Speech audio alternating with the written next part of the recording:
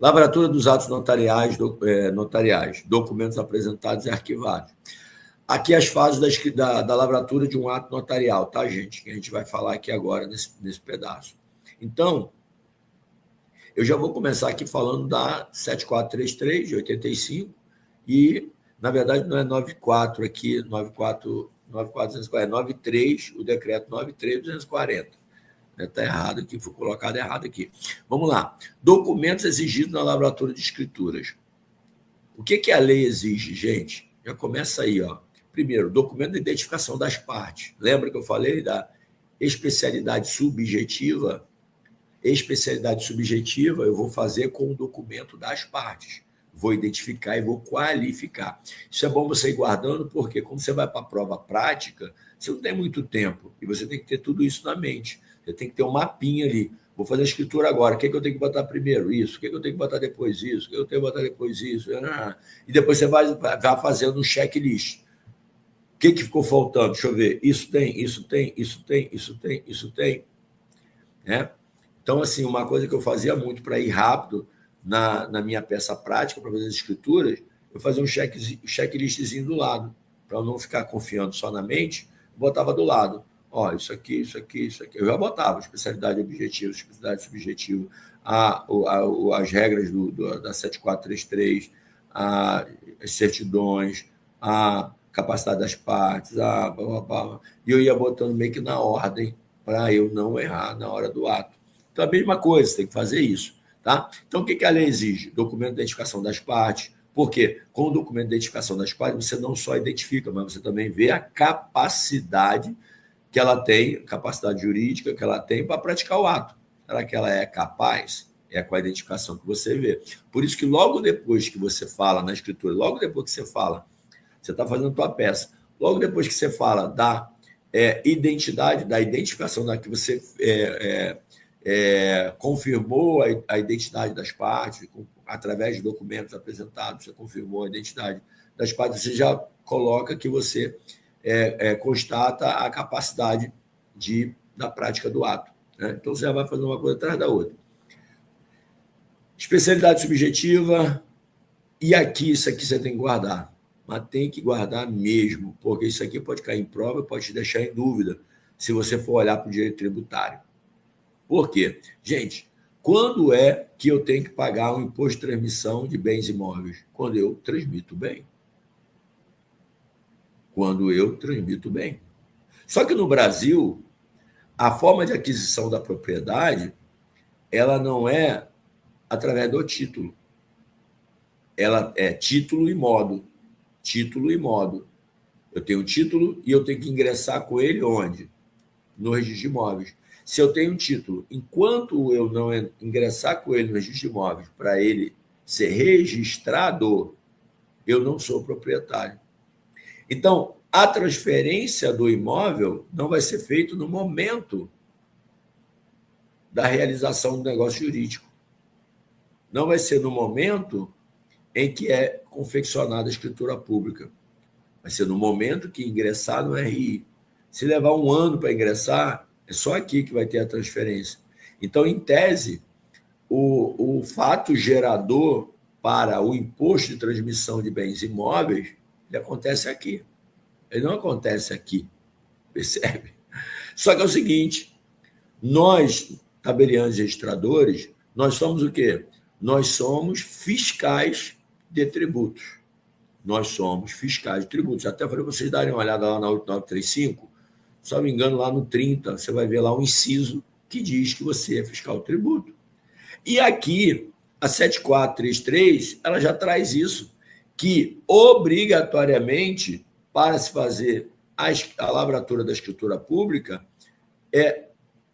o comprador ou o vendedor, quem estiver participando do negócio jurídico, vai ter o interessado que está solicitando, ele vai ter que apresentar o comprovante de pagamento do ITBI. Se ele vai ter que apresentar o comprovante de pagamento do ITBI, ele já pagou, mesmo antes de transferir. Veja que o fato gerador nem aconteceu ainda, mas ele já teve que pagar. Percebe aí que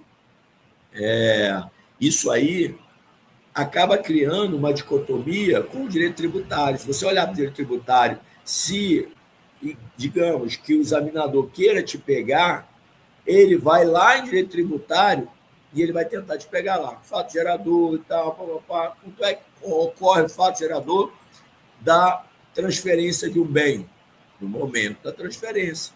O TCMD, no momento da morte. Transferência do ITBI, no momento da transferência do imóvel. Aí, então, é correto que, pode botar isso, é correto que o dever de pagar o ITBI será no momento do registro da escritura no registro de imóveis. É ali que a propriedade é transferida, é ali que ocorre o fato gerador.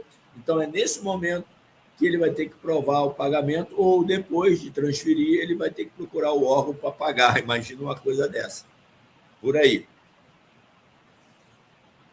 E aí você vai ter que estar atento para não cair nessa cilada. Guarda isso. O ITBI já é fiscalizado lá na escritura.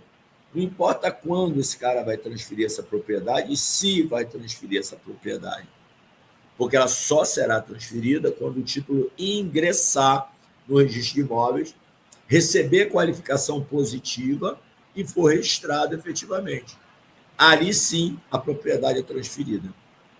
Caso contrário, não. Então, cuidado para não deixar você cair numa pegadinha por isso. Certidões fiscais e de propriedade. Então, vai ter que levar as certidões, certidão de ônus reais. Lá na frente, a gente vai ver a possibilidade de dispensa, mas vou deixar mais para frente. A lei determina que o tabelião consignará, e aí, o tabelião consignará a apresentação desses documentos sem necessidade de transcrevê-lo no corpo da escritura. Guarda isso. Esses documentos não são transcritos no corpo da escritura. Ele, na verdade, é citado, ou seja, o tabelião informa que foi apresentado. E aí nasce um dever. Qual é o dever que nasce? Já que não é transcrito, como é que vai ser fiscalizado no futuro? E aí vamos guardar isso como um entendimento, porque tem muita lógica. Se esses documentos não são transcritos na escritura, como é que vai ser objeto amanhã de uma correção, de uma fiscalização, né? Se esse documento não estiver ali? Então, guarda isso. O fato de não transcrever obriga o tabelião a armazenar. Então, ele vai ter que armazenar esses documentos numa pasta própria para esses atos praticados, ok? Então, nasce um dever aí do tabelião guardar esses documentos, já que ele não é transcrito, ok? Tranquilo? Bom, agora, aqui, o parágrafo 2º, isso aqui é importante, que é o que eu acabei de falar ali, da questão do ITBI. Olha o que está lá no artigo 2º da Lei 7433. O tabelião consignará no ato notarial a apresentação do documento comprobatório do pagamento do imposto de transmissão inter vivos, as certidões fiscais e as certidões de propriedade e de ônus reais, ficando dispensada a sua transcrição. Então, não precisa transcrever, mas ele tem que consignar que foram apresentadas essas certidões fiscais, certidão de propriedade, ônus reais e também o ITBI, porque, na verdade, ele vai consignar que foi apresentado o comprovante de pagamento e ele vai guardar tudo isso para amanhã, se houver necessidade no futuro de uma fiscalização, ter lá a documentação está toda junto, ok? Então, perceba, viu tudo que tem que apresentar ali. Só que aí, no parágrafo 2º, artigo 1º, parágrafo 2º do decreto, ele traz o seguinte, em escritura com transferência de domínio de imóvel urbano, as certidões fiscais poderão ser dispensadas pelo adquirente, que assumirá, por declaração expressa, a responsabilidade pelos débitos fiscais pré-existentes. Então, gente, perceba, a lei e o decreto traz o quê? A possibilidade de dispensa de certidões fiscais. Ou seja, então, a não apresentação de uma certidão fiscal, que é obrigatória, consignar, vai impedir o negócio jurídico, vai pedir a realização do negócio jurídico? Não. E a própria pessoa, o adquirente, pode declarar que ele dispensa essa apresentação, que é obrigatória. Ela é obrigatória, mas dispensável pelo adquirente. Gente, eu já peguei um caso aí uma vez, quando nem era tabelião ainda, eu era advogado no Rio, e assim, complicadíssimo. Uma pessoa, um adquirente, comprou um imóvel, ele dispensou essas certidões, e aí o que acontece?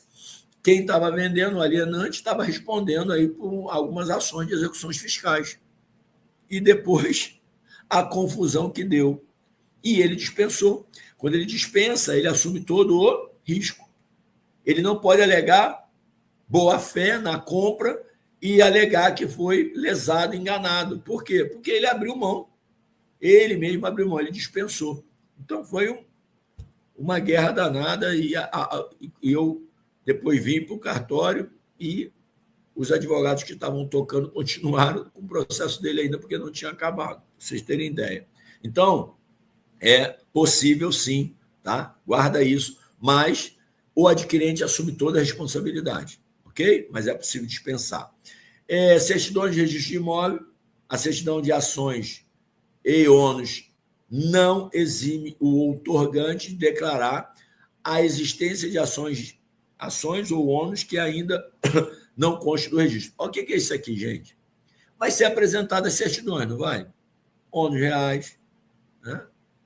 Vai ser apresentada a certidão de inteiro teor e também a certidão de ônus e ações reais do registro de imóveis e as outras certidões. Mesmo assim, o outorgante ele tem que declarar a inexistência de outras ações, porque pode não estar aparecendo ali, naquela certidão. Então, ele declara, quando você está fazendo a escritura, como você está simulando a escritura, você tem que colocar essa informação lá, que o outorgante declara a inexistência de outras ações, ou ações reais ou pessoais, persecutórios e ônus reais. Entendeu? Por quê? Porque a responsabilidade civil e penal do declarante em caso de omissão. Por que é importante botar isso? Por quê? Porque no momento que ele declara, ele está respondendo aí por falsidade ideológica, pode ir para a responsabilidade civil de má-fé, entendeu? Agora, se você só olha documento e coloca no documento e ali não aparece mais nada e ele não declara nada, como responsabilizá-lo depois? Ele pode falar, não sabia. Eu até sabia, mas ninguém me perguntou. Então, assim, é obrigado a declarar, porque você vincula a boa-fé, você vincula a possibilidade do ilícito penal, caso ele esteja o quê? Omitindo informações. Legal? Beleza? Então, a gente está vendo o porquê, né? Por que mesmo apresentando certidão de ônus reais, de ações reais e pessoais persecutórias, já foi, né, levantado tudo, apresentado. Mesmo assim, né, eu, no início, quando estava estudando, ficava com essa dúvida, mas por que o cara tem que declarar se ele já trouxe todas as certidões? Ele tem que declarar. Por quê? Porque você vincula ele num ato. Vincula ele civilmente, penalmente. Tá? E aí ele vai falar de outras ações reais ou pessoais persecutórias, né? Ou seja, dizendo que o imóvel está desembaraçado. Essas informações têm que entrar na escritura. O imóvel está desembaraçado mesmo? Está desembaraçado. Porque se não tiver também, não tem problema, ele pode falar. E aí quem está adquirindo, dependendo do embaraço, vai assumir o embaraço, né? O que tem que ter é a boa-fé na hora que está fazendo o negócio, certo? Bom, fase da lavratura do ato, as fases da lavratura. Deixa eu ver aqui, estava. Oh, meu Deus, esqueci de botar o cronômetro ali. Fase da lavratura de um ato notarial, ainda continuando, né? A simplificação na descrição do imóvel. Uma outra coisa, gente, que também essa lei afastou, é a simplificação, trouxe a simplificação na descrição do imóvel. Isso, para mim, era uma maravilha quando eu ia fazer essas peças práticas, né, de escritura, muitas vezes vinha aquela coisa complexa, o imóvel. Não, uma descrição enorme do imóvel. O que eu ia procurar? Esse imóvel tem matrícula? Se ele tivesse matrícula, eu falo, ai, graças a Deus tem matrícula aqui. Por quê? Porque aí você não precisa ficar descrevendo o imóvel no instrumento, na escritura, na sua lavratura, na prática ali não precisa. E guarda isso também para a tua prova, porque isso pode perguntar lá.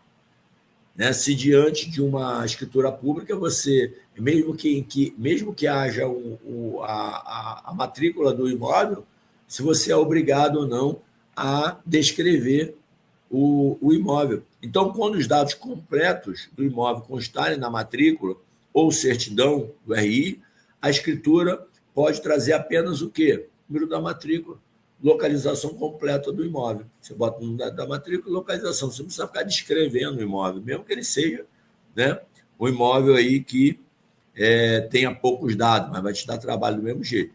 Isso evita transcrições desnecessárias e reduz risco de erro material, porque ainda tem isso, né, gente? Porque você tem qualificação subjetiva e qualificação objetiva. Se você descreve de forma equivocada a qualificação objetiva, sei lá, errou lá na metragem do imóvel, errou lá numa descrição boba lá, pronto, acabou. Tem que retificar. Por quê? Porque é espelhamento, tá? A qualificação tem que ser perfeita, não pode ter dados diferentes, ok? Bom, guarda obrigatória dos documentos, como eu falei, todos os documentos são apresentados, tem que ficar guardado, tá? Tem que ficar guardado. Por quê? Porque houve a dispensa de transcrição dele, então tem que ficar guardado numa pasta, tá bom? Então, para resumir aqui, vamos guardar as palavras-chave: ITBI, mais certidões fiscais, mais ônus reais, são obrigatórios para apresentar. Agora, é claro, o adquirente pode dispensar o quê? Ele pode dispensar possíveis débitos fiscais ou pode dispensar a apresentação de certidões fiscais. E ele não vai saber nem se tem débito ou não, tá? Ele pode dispensar, mas ele naquele momento já passa a ser o responsável. A regra efetivamente é essa.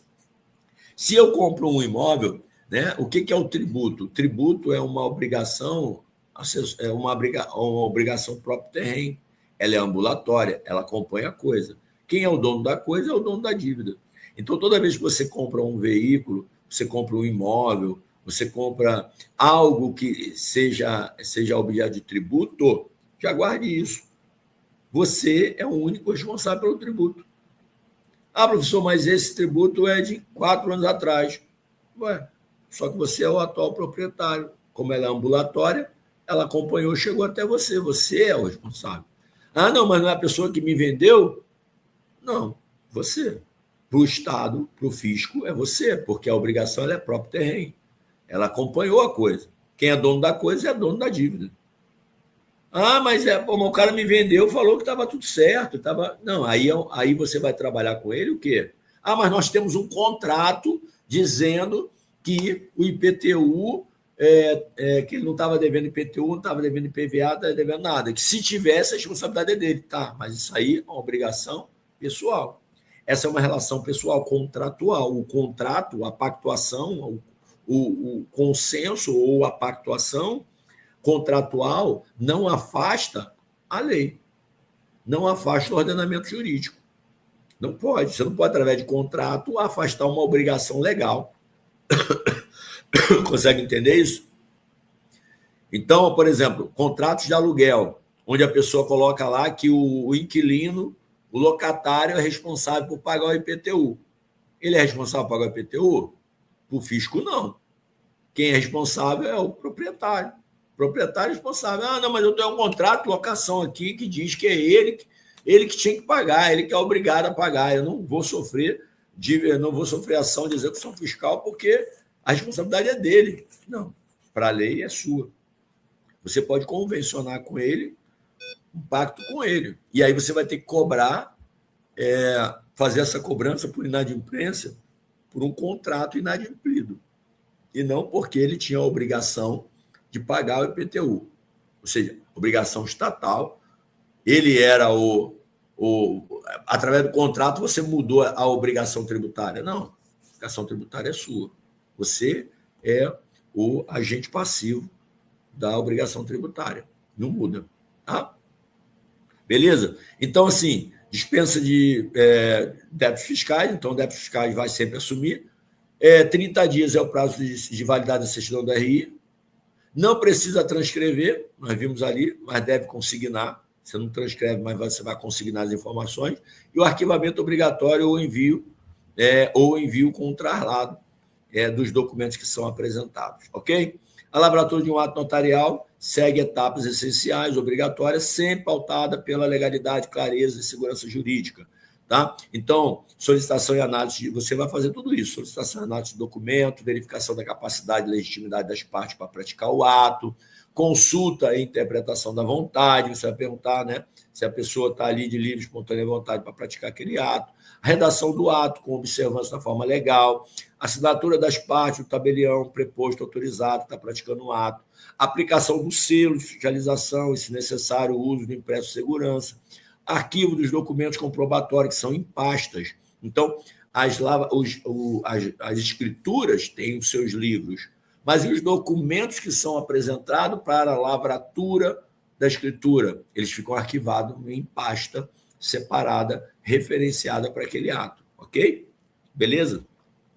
Ah, professor, onde é que eu acho a obrigatoriedade, tudo que tem que entrar na escritura pública? Você tem ali, né, para ajudar a 7433, você tem a 93240, mas você também tem lá o artigo 215. Eu sempre usei o artigo 215 do Código Civil. Você abre lá o artigo 215 do Código Civil e você vai indo passo a passo ali, para fazer a tua escritura. Você entender o que tem que estar dentro de uma escritura. Eu sempre usei 215. Sempre, sempre, sempre. As outras eram acessórias, só para complementar aqui e acolá. Certo? Bom, continuando aqui.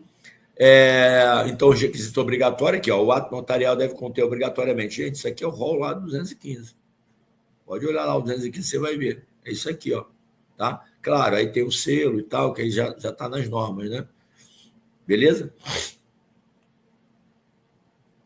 Os documentos apresentados devem ser originais ou cópias autenticadas, válidos e atualizados, suficientes para comprovar a identidade, capacidade e legitimidade das partes.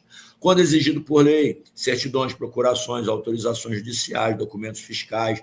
Então, assim, dependendo da escritura, você vai ter que trazer o quê? Documentos comprobatórios que são obrigados a entrar nessa escritura, tá? E aí você vai, né? Não é a própria pessoa que está praticando o ato, é um procurador, tem que apresentar a procuração. Isso aí é por determinação judicial, tem que trazer a sentença judicial e por aí vai indo, tá? Bom, exemplos comuns, quais são os documentos? Né? Documento, CPF, CNH, certidão de casamento, dependendo do ato, tem que ter certidão de casamento ou nascimento. Não, a compra e venda, por exemplo, né? Você vai ter que ter a certidão de casamento, nascimento. Se você for casado, é casamento. Se você não for casado ainda, é nascimento. Para ver o quê? Para ver que o Estado Civil, entrar o Estado Civil lá, saber se esse bem, né, como ele está. Ali no caso, né, para quem está vendendo, em si, vai se verificar, né, qual é o regime de bens e tudo mais. Por quê?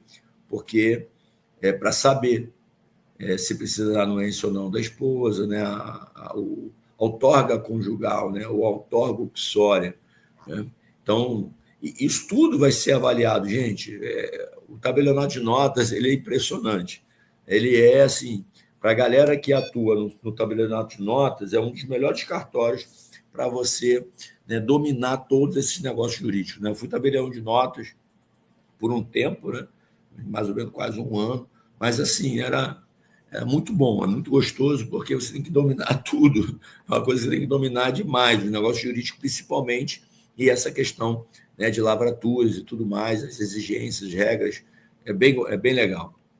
Bom, arquivamento obrigatório dos documentos, o notário deve arquivar todos os documentos que fundamentam o ato, aquilo, como eu falei, físico ou digital, a gente já passou por aqui, tá? Formatação, idioma e legibilidade, a gente também vê, está lá no 215 também tem, ser redigido em língua portuguesa, ser claro, preciso, sem rasuras, né? Estar disposto de forma ordenada, com destaque às cláusulas principais, conter numeração sequencial, com controle de folhas de livros, né? Os livros vão ser dessa forma, né? Com todos numerados, sequencial. Ele é aberto na sequência. E as folhas também seguem essa sequência. Hoje a gente trabalha muito com folhas soltas, né? Mas por quê? A gente está no mundo digital, é isso?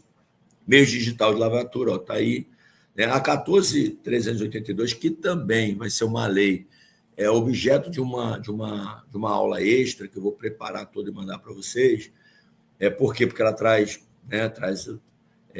o SERP, né, que é o Sistema, né, Eletrônico de Registros Públicos, e assim, traz muita novidade digital. Ela é de 2022, está vendo? De 2022, logo pós-pandemia, uma necessidade enorme da gente criar nossas centrais, e surge, então, a 14.382. Ela com certeza, será objeto da nossa prova, não tenha dúvida, e nós vamos trabalhar bem em cima dela. Então, você vai ver lá o e-notariado, que é assinatura eletrônica, assinatura notarizada, né? Utiliza a plataforma autorizada, assinatura digital pelas partes e pelo notário, né? Com ICP Brasil ou avançada, né? Seja gerado aí documentos com integração, o selo eletrônico de fiscalização. A digitalização não dispensa o cumprimento dos requisitos formais. Então, por mais que haja toda essa digitalização, os requisitos formais sempre vão ter que ser seguidos para dar o quê? Segurança jurídica, autenticidade, né? Isso tudo é muito importante. O notário deve manter sigilo sobre as informações e documentos arquivados. A gente vai ver não só pela LGPD, mas também por questões de ética e de informações confidenciais, a qual ele tem acesso. Então, requisição judicial, consentimento das partes. Quando houver requisição judicial, consentimento das partes, obrigação legal de fornecimento à autoridade pública, é que pode haver a exceção ao sigilo de informação. Então, por exemplo, o juiz quer alguma determinada informação, ou ele determina uma determinada informação, e você vai...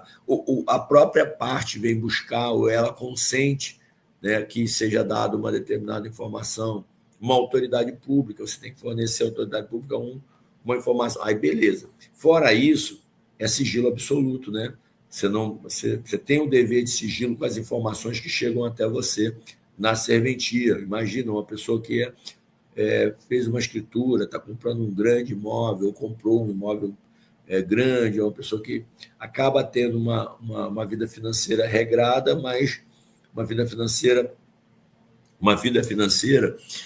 que ele não quer que todo mundo na cidade saiba, né, o patrimônio que o cara tem e tal.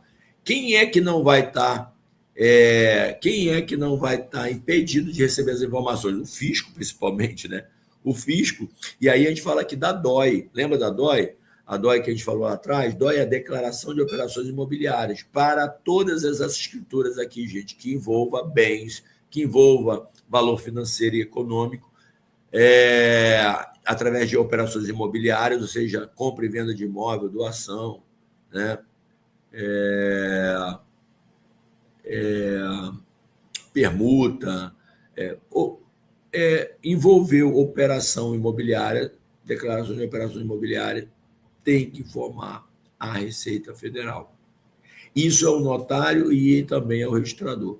Tá? Então, e o usuário fica sabendo. Por quê? Porque você tem que consignar no próprio ato praticado que foi declarada a DOI. Tá? Foi emitida a DOI. Então, a emissão da DOI é o quê? A informação, a receita de como a operação foi feita. E agora ela está muito mais refinada. Né? Você faz uma declaração bem refinada. Quanto mais tecnologia e centralização das informações, mais refinadas vão ficando as informações que você tem que repassar. Beleza? Bom, então o notário deve manter sigilo, né? A violação do sigilo acarreta responsabilidade administrativa, civil e penal. Correto? Bom, então guardar isso, né? As fases da lavratura, documentos fundamentadores, arquivo digital eletrônico, segurança jurídica. Beleza?